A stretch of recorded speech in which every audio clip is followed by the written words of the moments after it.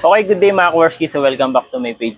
So share ko lang sa inyo mga Kaworski yung mga umiingay dito sa ating ADB 160. So ano-ano ba mga Kaworski yung nagiging problema ng ating ADB 160? Okay? Sa video na ito mga Kaworski ay tatalakayin natin kung ano nga ba nagiging problema at bakit may tunog lato-lato yung motor natin. So ang tinakbo na ito mga Kaworski ay ang tinakbo niya mga Kaworski is 88. Ayan. So, 88 pa lang ang natatakbo niya, Napakabata. Pero sa totoo lang, nung bago pa lang, napakaingay na talaga na area, So, bigyan ko kayo ng tips, mga Kaworski. Okay? So, 88 kilometer pa lang ang natatakbo niya, pero may tunog na kakaiba na rito sa motor na to. So, alam niyo po yan, sa mga naka-ADB dyan, alam niyo po yan kung ano yung naririnig niyo sa motor ninyo. Pero hindi niyo malaman kung alin ba talaga ang case o ano ang nagiging problema ng tunog na yon. Okay? So, ide-demo ko sa inyo mga Kaworski actual. So, panoorin nyo ito mga Kaworski. Baklasin ko muna yung CVT. Stock pa ito mga Kaworski ha. Babaklasin ko muna. Okay mga Kaworski, ito yung ating CVT. Isa sa nagiging problema ng ating mga ADB 160 or PCX 160 or Click 160 mga Kaworski ay flyball. Okay? 88 km pa lang ito ha. Ayan. Narinig nyo? Ayan. May tunog na lato-lato dun sa may loob, Okay. So, ibig sabihin, may problema na po pala yung kanyang flyball. Napakabata pa mga Kaworski, may problema kaagad. Kuha tayo ng flyball mga Kaworski. Isang flyball. Okay. 17 grams na Racing Monkey. Pang-click. Pwede po yan mga Kaworski, Kuha ko ng, kuha ko ng bola. Papalitan ko siya. Okay, ito stock ha. Ayan. 19 grams po yung stock.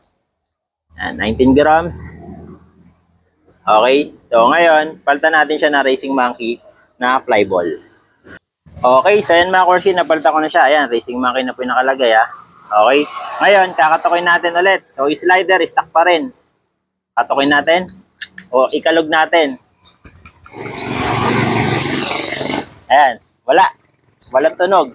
So mga Kaworski, hindi ito scripted ha. Subukan nyo mga Kaworski. Palitan nyo yung flyball nyo, kahit anong klaseng flyball mga Kaworski, kung ano yung available dyan. Pero sa akin kasi ginagamit ko dito sa shop is Racing Monkey, So yun ang ginagamit ko. Ngayon, kung may tunog pa rin doon sa ibang flyball na kinabit nyo, hanapin nyo na lang yung Racing Monkey, yun na lang po ilagay natin. Okay? Yung pang-click, 17 grams po ang nilagay ko. Ayan, wala siyang tunog. Ayan. Okay, isa pang problema mga Kaworski ay center spring. Okay, para mabawasan yung palag ng ating belt, palitan natin to ng 1-2. So, ang lagay din ulit natin ay pang-click. Okay, 1-2 mga Kaworski ha. 1-2 na center spring, yun ang ilalagay natin. So, ayan kasi nakabitan ko na yon. For dinedemo ko na lang sa inyo, syempre, hindi ko naman ilalabas tong video na to kung di ako sigurado. And then, alam po ng maraming customer yan. Dahil marami rito nagpupunta na naka-ADB. Pagka nagpapagawa sila sa amin, dinedemo namin ng actual sa kanila yan, step by step. Kahit buksan ko yung mga piyesa ko sa kanila mga Kaworski, kahit hindi pa nila ito nababayaran, ide-demo ko sa kanila. And then, doon na sila magde-decide kung bibilin ba nila yung piyesa na pinantesting ko. Kung hindi nila bibilin, okay lang din. Mabebenta ko pa naman po yan sa ibang paraan. Okay? So yan mga Kaworski, Ngayon, napalitan na natin siya ng flyball. Sure ball ba mababawasan? Naniniwala ako mga Kaworski na siguradong mababawasan ang ingay ng ating ADB. Tested ko na po yan mga Kaworski. Sa mga hindi naniniwala, subukan nyo muna. Wag muna kayong mag-comment na kung ano. Subukan nyo muna, and then pagka nasubukan nyo na mga Kaworski, feedback naman kayo dito sa video na to para naman din sa iba kung legit ba talaga na nawawala ang ingay ng ating noising dito sa may CVT. Nung nababawasan pala, hindi nawawala. Kasi talagang meron pa rin siya kahit papano. Hindi siya kagaya ng mga Yamaha NMAX Aerox mga Kaworski. Wag nyo pong ipapares doon dahil kahit wala po yung pulley, talagang may tunog po na kakaiba yung ating mga Honda. Pero wala pong tama ang makina. Okay? So yun lang mga Kaworski, kakabit ko muna. Okay? And the reminder nga pala mga Kaworski,